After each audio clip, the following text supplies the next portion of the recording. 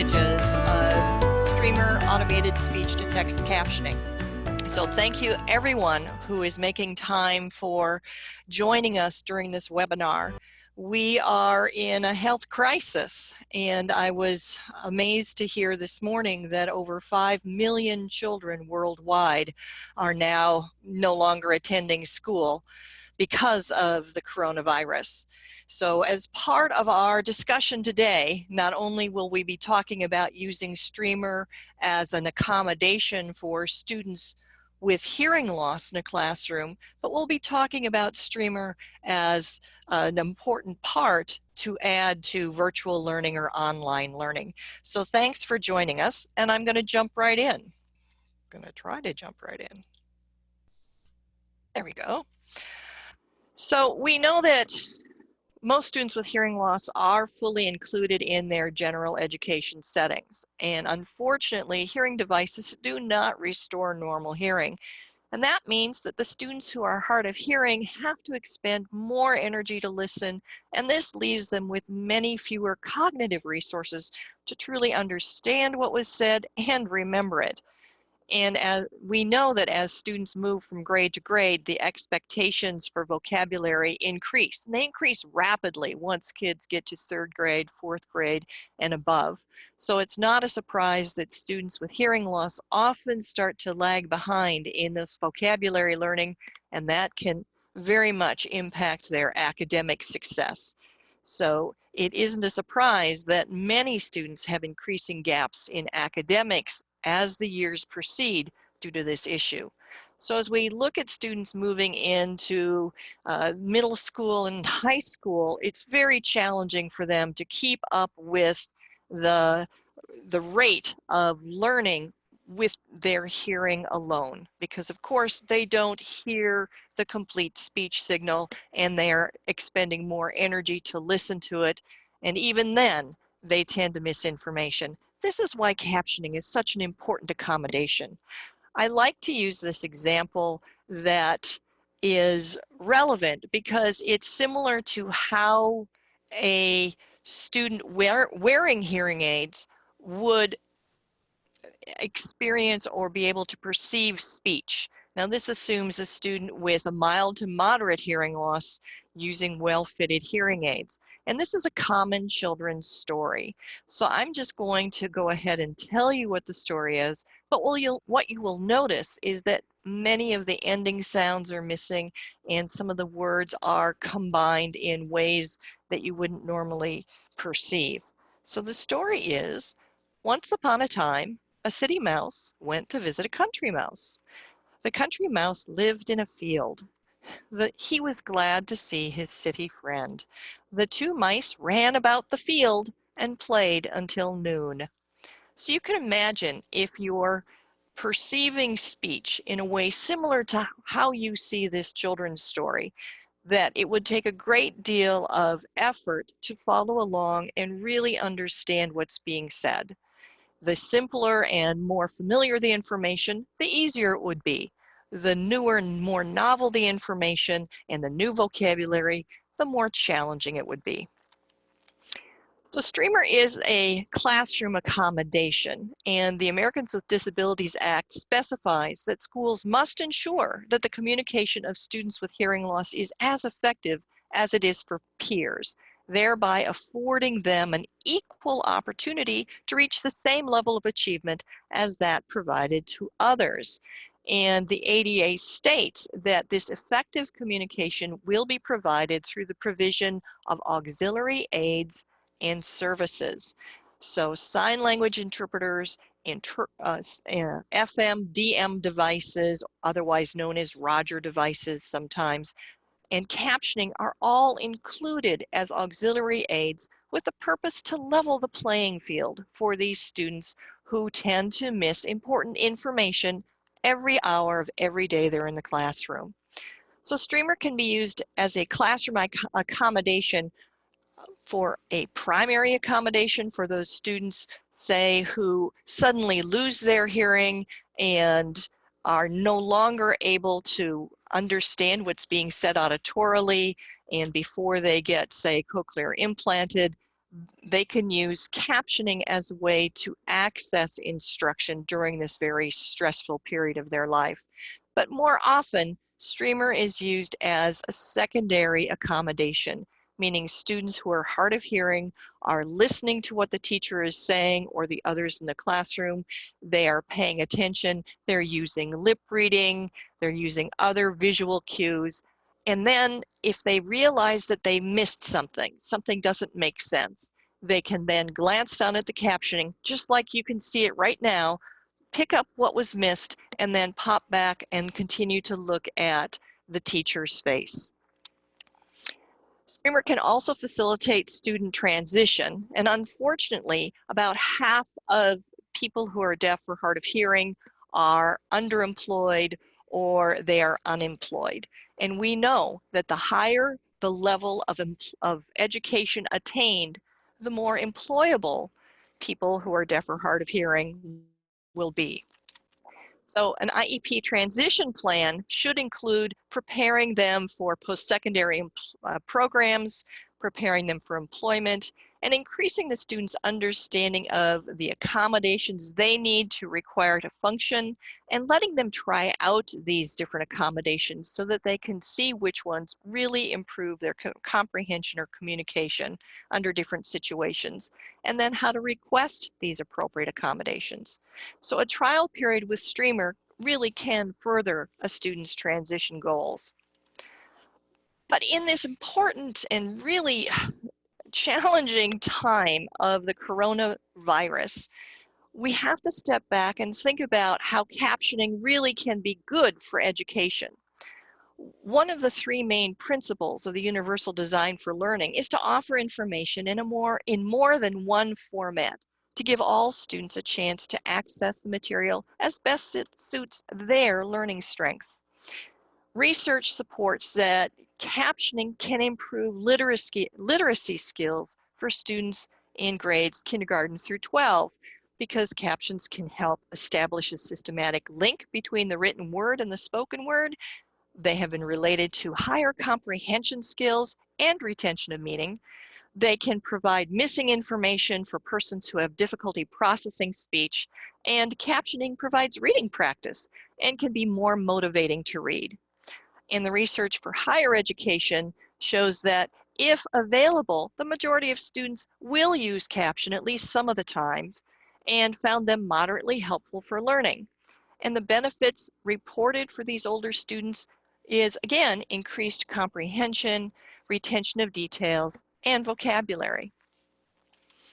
So I'm going to turn it over to Rob, and he's going to help us further understand not only what Streamer is, but how it can really be used, not just for students who are deaf or hard of hearing in the school setting, but as we look at coronavirus and moving classrooms online in virtual settings, and then really throughout classrooms as part of the Universal Design for Learning, Streamer captioning can be a part of that. Yeah, So, thanks, Karen. yeah. Oh, you Um, need to, you're not quite loud enough, Rob. Can you okay. make yourself a little louder? I don't know if I can. Let's see. Is that louder? Is that Yes, working? that's much Okay. better. Thank I'll you. just try and talk a little bit louder. Let's see. I didn't even ask, Karen. Are you at home right now, or are you in the office, or are I'm you? at, I'm at home, like Okay. a lot of educators right Yeah. now. We are at home and trying to figure out how we're going to educate the kids who are going to be coming or starting with online learning before you know it here. How are we going to do that? Yeah. So I'm at home too, in my sort of self-hibernation mode here, and I suspect a lot of you are also in that same sort of mode. Let's see if I can share the results of the poll here. And so earlier you took a poll, so thanks for doing that. And it looks like a majority of you are either doing remote learning or planning on doing it or not sure. And there's kind of an equal split here in terms of interest of using Streamer within a classroom setting when you do get back to school and having the campus open again, being able to use Streamer within that classroom setting, and also the remote learning side. And so obviously what you're seeing right now is we've been doing this with the PowerPoint slides presented up on top. I can bring those back if you want. You can see the captioning underneath. So this is something that you could do for remote streaming for your students, just like we're doing it right now. And I do want to emphasize the benefit of a student being able to see captioning of what you're saying. So in a classroom type setting, that student has all sorts of visual cues to help them better understand what you're saying, to have that comprehension. For example, they can see your facial expressions, your body gestures. All those visual cues help them better understand the words that you're saying. Now, in this particular case, they no longer have that, because here we're just looking at PowerPoint slides and such. And so having that captioning certainly benefits those students in that particular situation. And very simple to set that up. As we've done here, all you're doing to do is have the captioning presented underneath the window. We also have some other modes that you could use. For example, an overlay mode that allows you to superimpose the captioning on top of your PowerPoint slides or your video or whatever you use. And you can also set it up so that students will, oops, I forgot to stop the share here. There we go. You can also set that up so that students have the ability to view the captioning and hear what you're saying in a second language. So if that student would prefer to hear what you're saying in Vietnamese or Russian or Spanish or whatever it might be, you have the ability to provide that to the student in this remote learning environment or in the classroom itself. We're going to put together a video specifically for you that we're going to include in the emailing that gets sent out to you with instructions on how to do those various steps. And here I'm going to demonstrate them, but in addition to that, you're going to have that video. So let's talk a little bit about Streamer itself. Right now, I think the font size is a little bit small, so I'm going to increase that. Just do that right now. I think that'll be a little easier for you to see what's going on there. So what you will have in your particular school's website, what we'll show you here in a moment, is the ability for you to create a Streamer website for your school or school district. If you have a very large school district, like 100,000 students, then perhaps you want to set a separate website up for each high school or whatever. But for smaller school districts, you're probably going to want to set just a single website up for your entire district. When you do that, you'll have the lobby. I'm going to turn off my captioning here for a moment. But in the lobby, what you'll see is all the various rooms that are associated with your school district. And in a remote environment, what you're going to do is assign a room to each individual teacher. So in this case, Mr. Anderson, 9th grade math. When a student logs in, they are only going to see the rooms for which they have access to. So if they have 7 different classes, they will probably have 7 different rooms. And when it's the appropriate time for Mr. Anderson, in this case, to give a lecture, the student will just jump into that room and be able to see that captioning in real time. So I hope that makes sense. It's again, the concept here is not an app that you download or install. Let me get back over to the room here. It's not an app that you download or install. This is a website that we're going to create for your school. And in that website, you're going to have a room assigned to each teacher. And the students then, for the remote learning situation, will be able to use their account to jump in and be able to see that live captioning. Or you could do it like we're doing here, which again is in your live stream feed, whatever you're using. Just have the captioning be displayed underneath that, and now every student is going to be able to view the captioning. So pretty straightforward kind of stuff here in terms of being able to do that. It'll be great to get that video out to everybody, because you're going to step through and do screenshots and show exactly how it can be done in different ways. So yeah, that'll be really helpful then to share among other folks, so you guys can give it a try. Yeah, and we do step you through everything in terms of being able to do that. And it's a fairly short video, only about 8 minutes long, but certainly we're going to show that to you. And I think that'll be really beneficial for you. Show you some other quick features here in terms of Streamer and what you can do. Let me resize this screen a little bit and try and make it so that you can see everything on one window. There we go.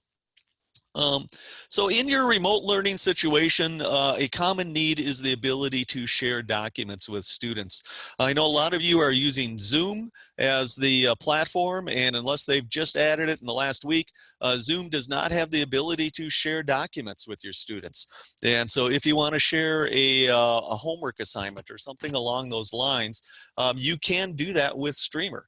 And so all you need to do is drag that file into the window. And in this case, I was just in Geneva, so talking to the World Health Organization, so you're seeing a summary there.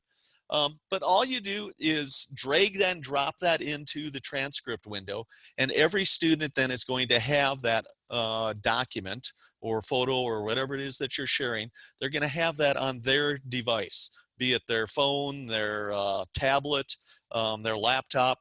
And by the way, I should pause here for just a quick moment.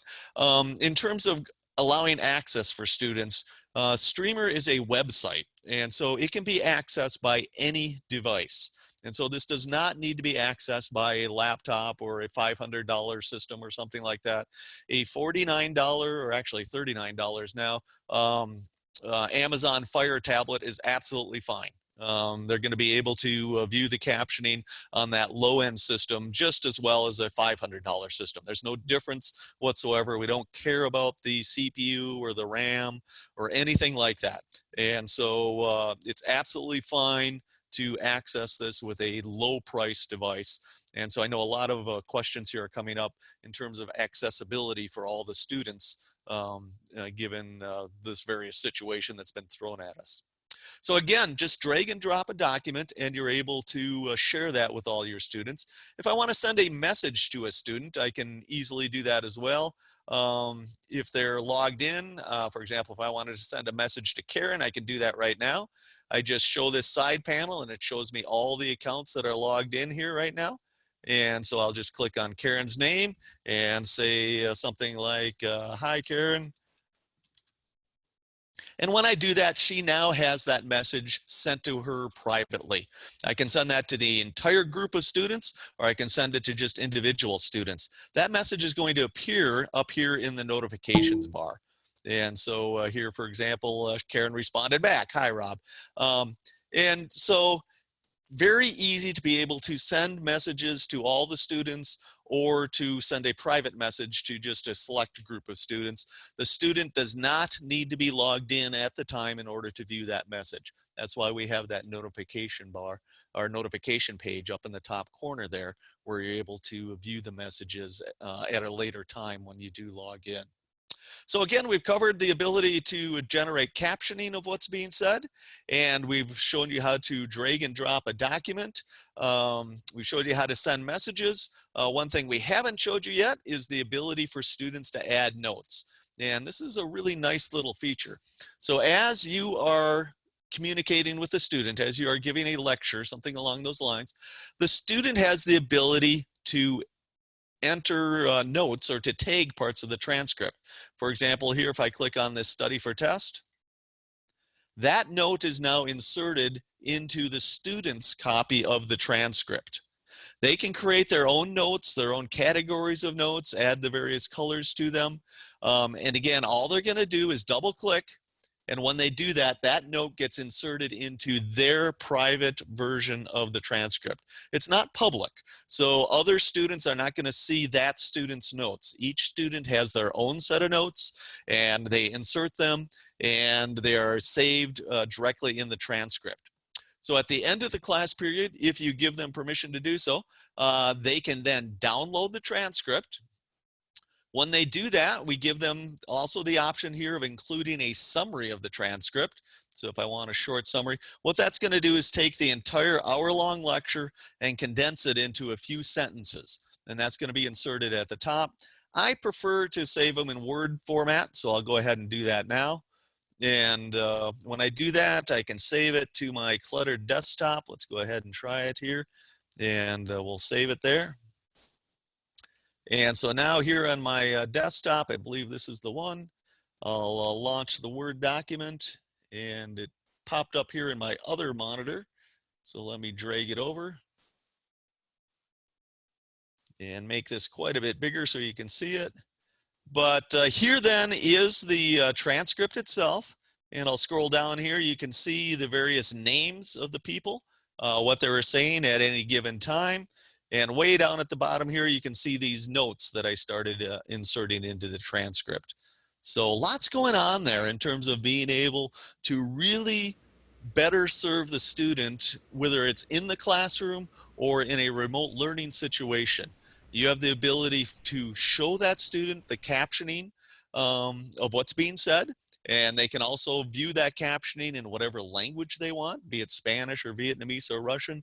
If they choose a foreign language, in addition to seeing the captioning in that language, they will also hear it spoken out loud in an appropriate voice, one that matches your personal voice. We've shown the ability to then share the documents and to download the transcripts and to save that. So lots of information here.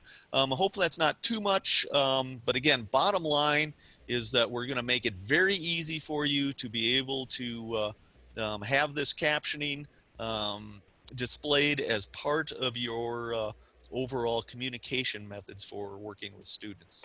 And I'm right that those notes that can be inserted, they can be changed, right? So you only show a few of them there, but a school could set up some basic notes that they think would be applicable specifically for their students. Right. And so those aren't static. Those could change and be flexible based on the particular classroom or need.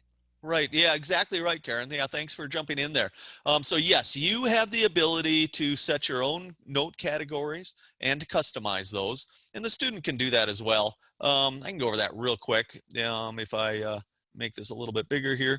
So over here is the categories, and all you're going to do is enter a new one and color group it, and here's the 3 that I currently have.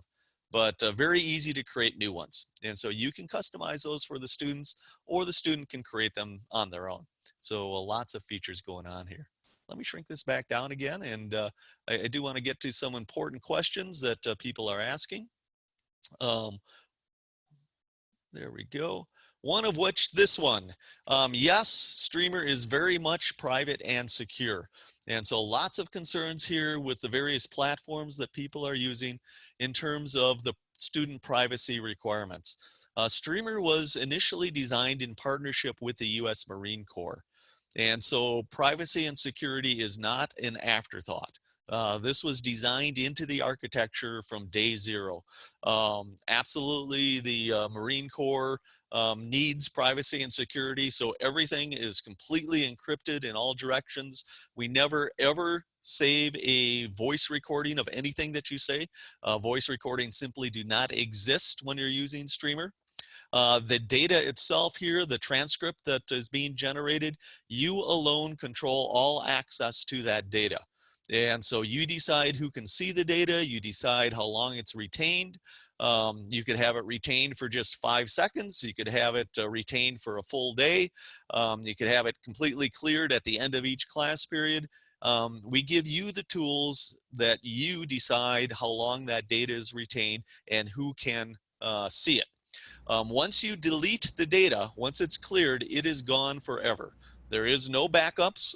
Every now and then I'll get a phone call from somebody in kind of a panic mode where they've just deleted a transcript that they needed and they're asking us to provide them with a backup of it or a copy. It doesn't exist. In the first place, we have no way of accessing your data.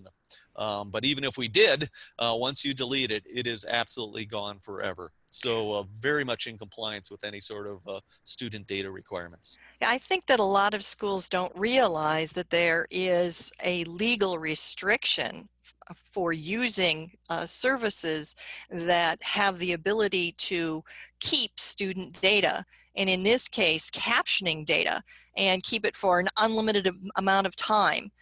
We just never know when or who is going to be potentially mining data for captioning that is being provided by other companies.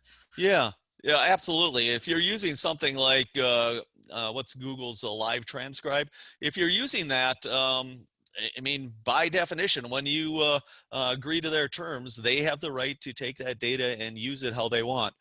And people have done this all the time, where just use Alexa or Google or something like this, and talk about something that you've never talked about before in your life. I don't know, maybe buying fishing gear or something like this. And once you do that, you will see on your Facebook thread or email thread, all of a sudden, all these advertisers that are trying to push fishing gear onto you.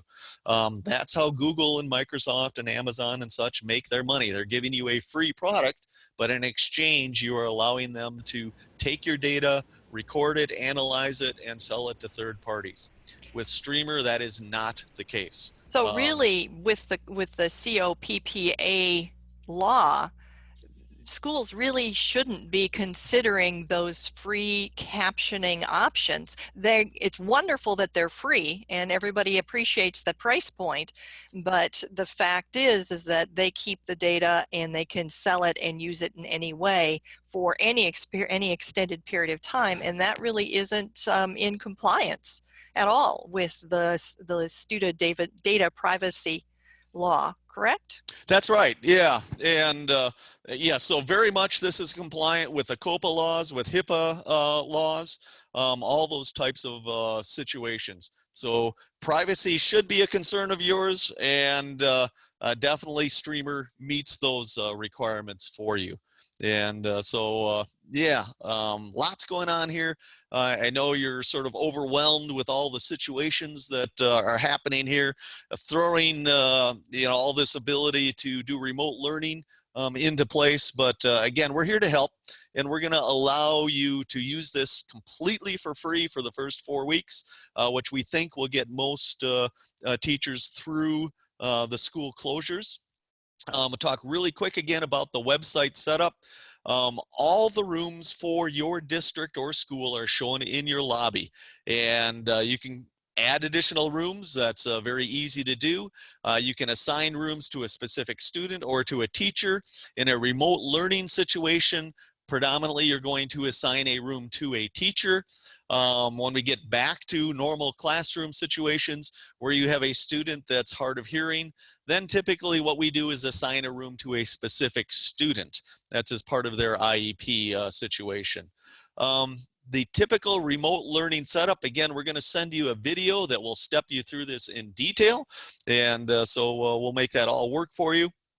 But as part of this, let me turn up my volume here a little bit. I think maybe that'll help. We'll see. I'm getting some comments here that the audio is a little bit soft. So in your remote learning setup, you're going to have all these rooms, but one room is going to support all students in a classroom. And so you do not need a separate room for each student in this scenario. If you have 30 students in your classroom, all 30 are going to be able to view the captioning using that single room. Either you can broadcast it like we're doing it right now underneath your screen, or the students can log in using a separate Streamer account and choose to see and hear the translation in their language. So if you have students that would prefer to speak Vietnamese or Russian or Spanish or whatever it might be, we've got you covered. You can set up those accounts so that the students can respond by speaking. In this case, they could speak in English or Vietnamese, whatever it might be, or you can turn that off. And so if you're in a situation where you really don't want to have all those 30 students having the ability to chat at once, you can turn that feature off. But if you're, for example, in a discussion, perhaps you're an English teacher and you're talking about a book that all the students have read, and you want to have a discussion about that book, well, you can turn it all on. And so in that case, every student would be able to jump in and be able to say their opinion of the book, just like Karen and I have been doing now. Whenever each person speaks, you'll see that student's name, and every other student is going to know who is speaking at Really that given cool moment. how I can jump in and it shows up. There you go. And the ability to know who is speaking is really important. I guess I need to stress that. If this was just one continual theme without those various names being attached to it, it really confuses the conversation, especially in a group discussion like that. So in the poll, roughly about half of you said also that you want to be able to use Streamer in a classroom. So now I'm talking about a physical classroom when the campus is reopened, let's say 4 weeks from now, and you're back into that classroom. So I'll go over this really quick. The way this is typically done in the classroom is the teacher will have a wireless microphone that they're wearing. It can be any wireless microphone. If you already have one from Phonak or something like that, we're going to have you use that existing wireless microphone. If you don't have one, you can buy one from us or buy one from Amazon. All sorts of different wireless microphones out there to use. The requirements for the student are pretty simple. Just any device they can connect to the internet. Right now in a school setting, I think Chromebooks are probably the most popular platform that students are using. It could be an iPad, could be a laptop, basically any device that can connect to the internet using a Chrome browser. And in the classroom setup, this is what it looks like. And I really like this picture. Because it shows that the student that's using Streamer, in this case with a Microsoft Surface Pro tablet, just blends in with all the other students. And so there is nothing unique or that makes this student look different. And depending on the student, that can be a huge issue in terms of an accommodation being successful. They want to just fit in with all the rest of the students. And with Streamer, you're able to do that. So during the typical schoolroom day, again, we're kind of going back to normal here after the coronavirus situation has passed away and we're back into the school. What will happen is the student will carry the tablet and wireless mic to each room. They'll jump into Streamer, add notes where desired, and then save the transcript if you allow them to do that, and then clear it and go to the next class. Pretty simple kind of stuff. So again, after the school day, of course, the student can still use the system. So, and before you move on to the ELL setup, I wanted to just address one of the cool things I think about Streamer and its ability to be used by the student outside of the school district. I mean, outside of the school day or outside of the classroom. And I think about so often our students who are hard of hearing really have a challenging time understanding what their peers are saying in lunch or on the bus or even walking down the hall. And truly, a student could ask his friend to call up the Streamer Center room and talk into his phone during lunch, or talk into his phone on the bus or while they're walking down the hall. And then the student who is hard of hearing or who's deaf can look at his tablet or his phone and see what his friend is saying. And this really can open up the world for those students who are so isolated in their school setting because they have such a challenging time understanding what's being said in noisy situations.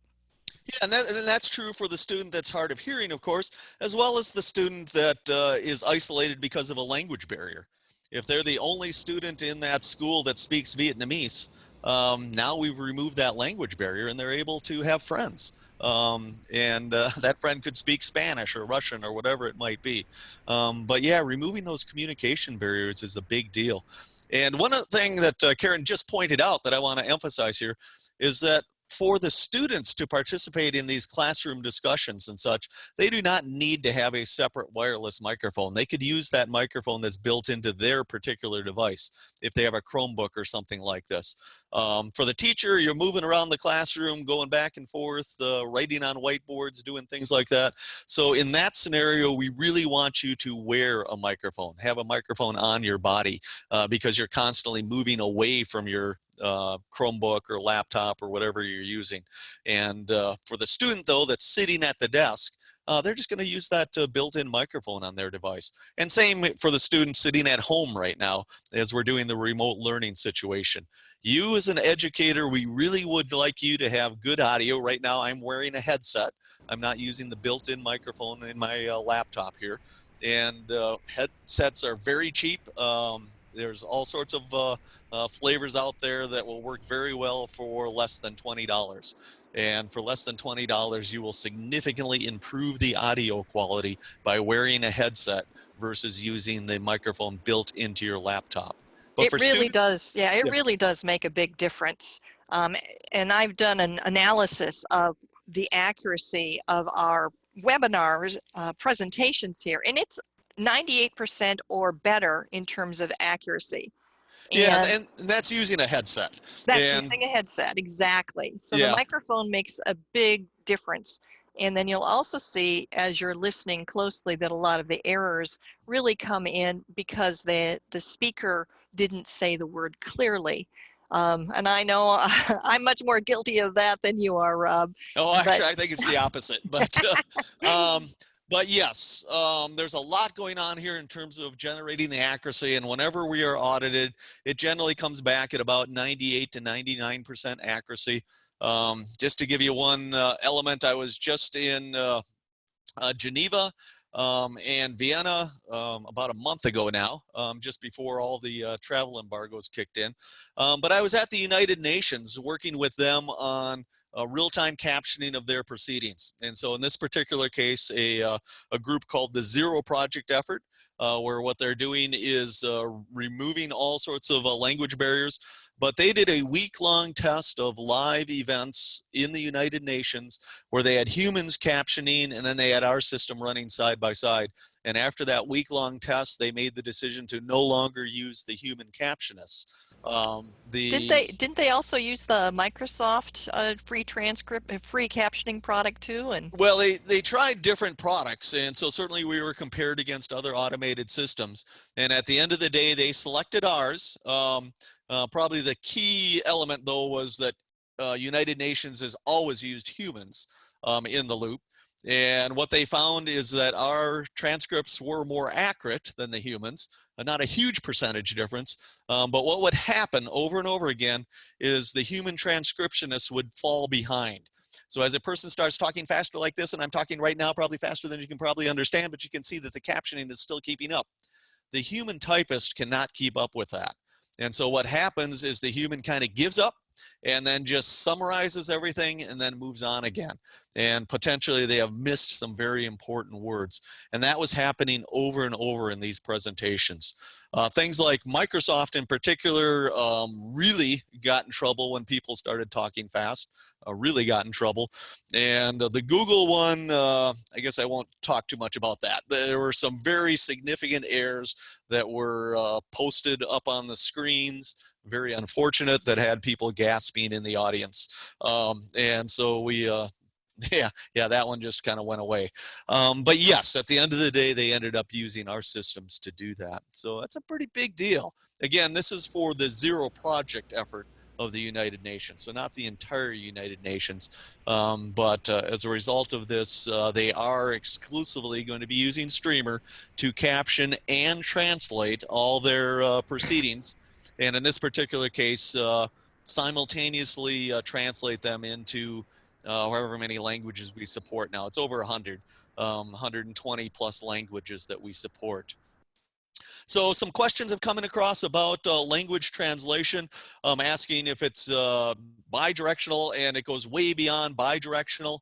And so as we're just talking about the United Nations, whatever you say in your native language, which is probably English since you're participating in this webinar, will be simultaneously presented to every student in their native language.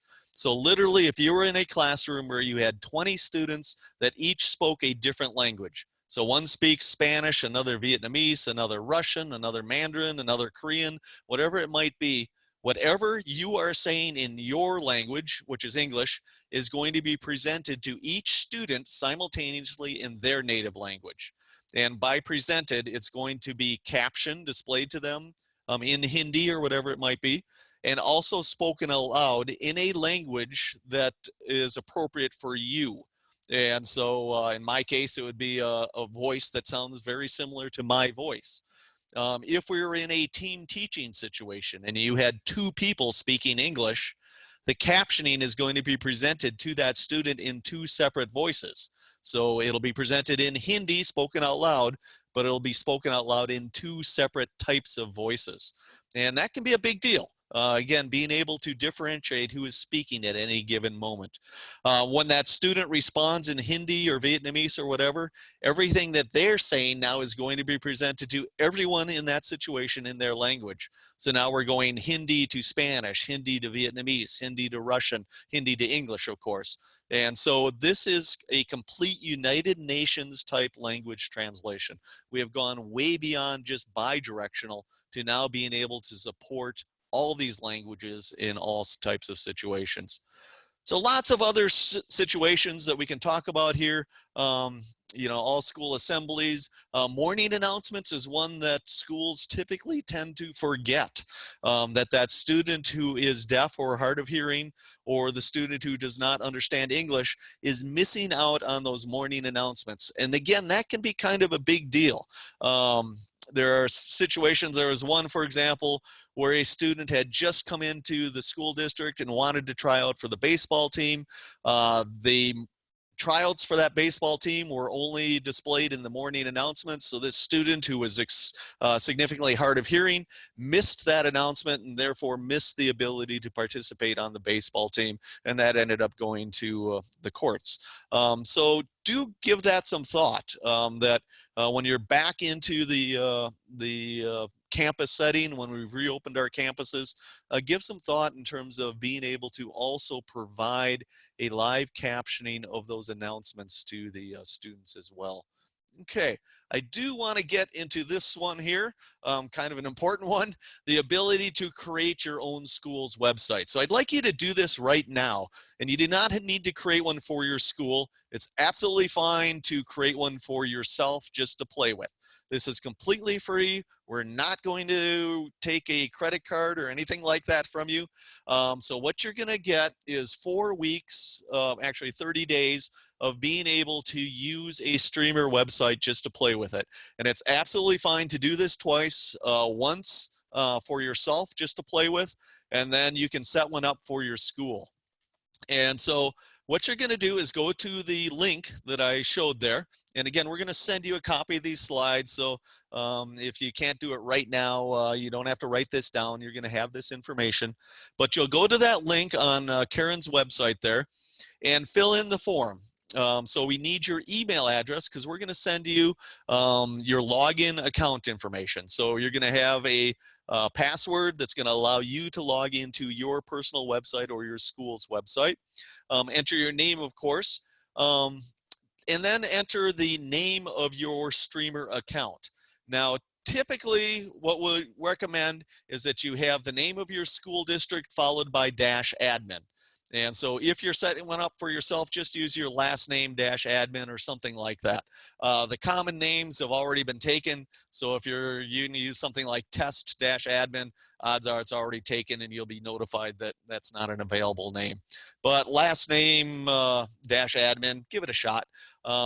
Or add last name -1, whatever your email address, maybe that would work too. But go ahead and do that. And then the name of your first streamer room. And again, that's typically the name of the school district followed by -01. And then as you add rooms, it would be 02, 03, that sort of thing. You don't want to name that room after a student or a teacher. We give you tools to do that after the fact. And so what you're going to have is all these rooms in your lobby, and then you can easily label those rooms for Mr. Johnson or for Ben Taylor, whatever it might be. And that way you can reassign those rooms as students move in and out of your district if they graduate, or teachers move, whatever it might be. It's very simple to label those rooms with the appropriate name. Hey, And then Rob, just simply click the button and you're all set. Yeah, Karen?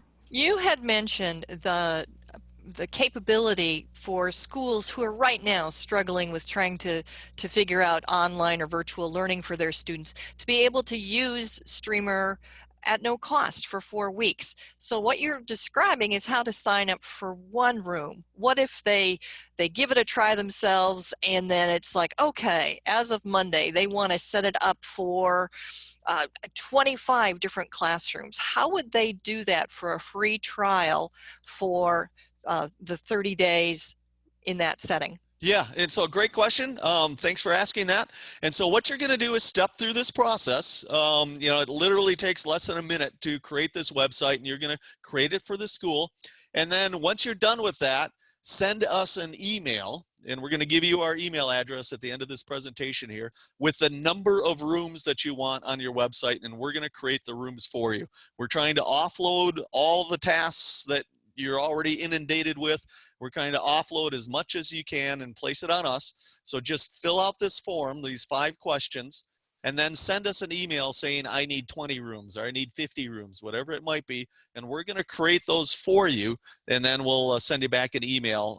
It usually takes us about an hour right now is the response time in order to add those 50 rooms or whatever it might be to your school's website.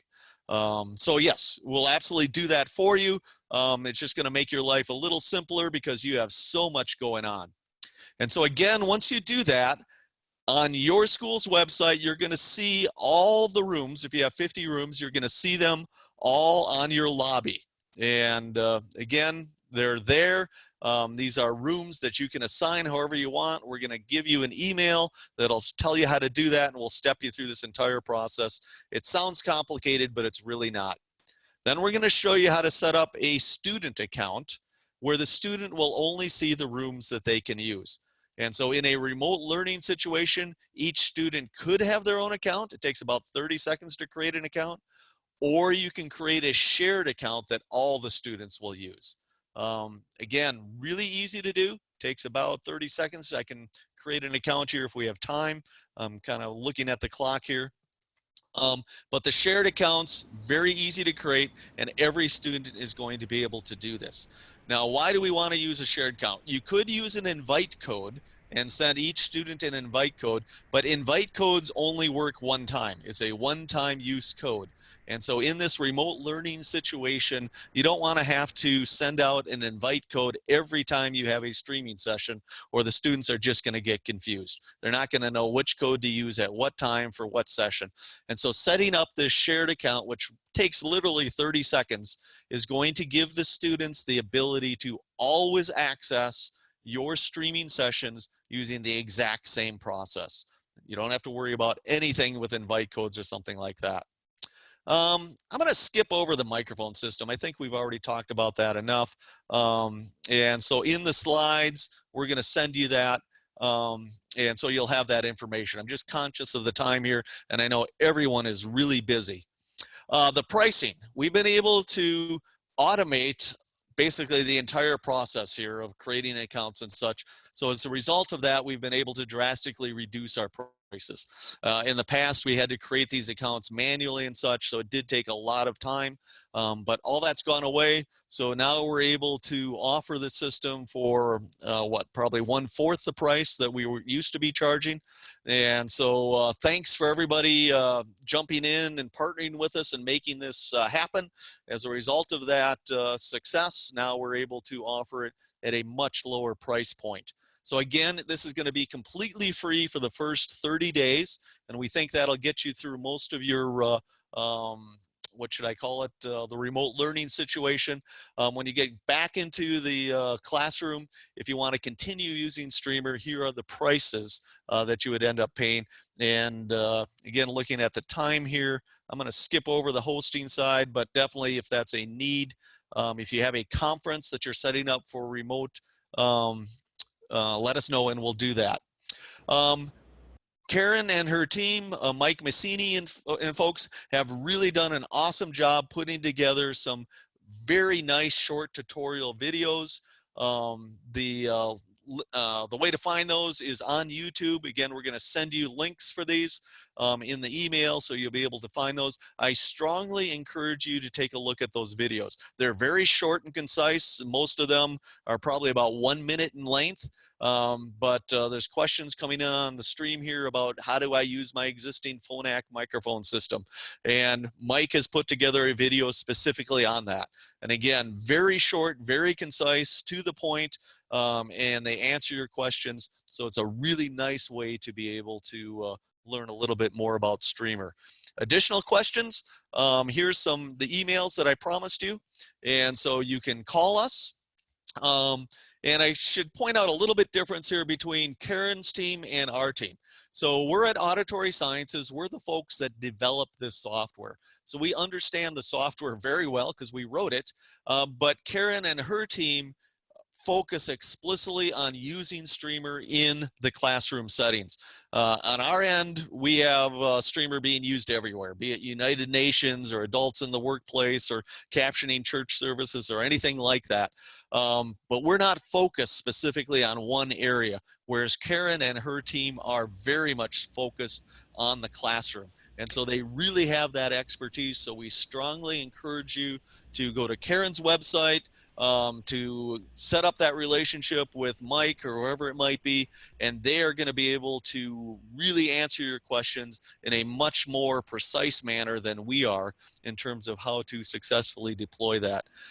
Karen, we're kind of running out of time here, but I think I'd like to pull over the website so people can see that. While you do that, Mike Massini is our guy here at Supporting Success, who has done the videos, who has worked with many, many schools to answer questions about how to use Streamer with Phonak or Oticon systems. And he will be the one sending out everyone the follow-up email. So you will already have an email from him coming likely tomorrow. And if you have questions that are not gotten to by the end of this webcast or shortly after, then certainly send them to Mike and he can help you through and answer those questions. So, and I'll stick around afterwards as well as John, and we'll make sure that all the chat room questions get answered. So if you can stick around a little bit afterwards, we will make sure to reply to all those chat questions that you've asked. And there's far more questions than we're able to answer in real time, but we'll make sure that happens. So again, Karen, if you can kind of show how to use your website, I think that'd be a great idea. Okay, we are now on the Supporting Success website. All you would do, this is our homepage. So right up the very top, you can see Streamer Automated Captioning. Please go ahead, just click that. We try to make it really, really obvious. And we have these 5 pages. You can see in the green box, we have an introductory page that the main link comes to. There's a nice video right here that will introduce Streamer to you in a brief period of time. I think just for right now, certainly there's some information on candidacy for students that provides some checklists and some ideas about things you can think of or think about when considering using it for your hard of hearing pupils, ideas for assessing the benefit. And then Rob was really serious. If you're going to have like a speech and hearing conference or a state or a regional conference, he is offering to provide Streamer throughout your conference for free. So certainly he can help you with that, and we encourage that. Purchasing Streamer, we're going to go to that page. And it's pretty simple. You can do a free trial. You can do a monthly or annual subscription for one room or one setting, or you can look at it in blocks of 10 rooms. So if after, if say you couldn't click on and do your trial, sign up for your trial right here during the webinar, you can go to the website, just click on add to cart. It'll bring you to the information you need to give us that information so we can set it up for you. Here's some brief information about using a microphone, and we can take purchase orders or credit cards through online purchasing. And then here, either you're going to do one room or there is a block of 10 rooms. So it's as simple as that. If you have an FM device, a Phonak device specifically, and you want to use your Phonak microphone so that the teacher only uses one microphone, then we're going to recommend that you use this nice little short cable so that an additional transmitter can be attached to with a direct input into that child's media device. So that's it for in a heartbeat here.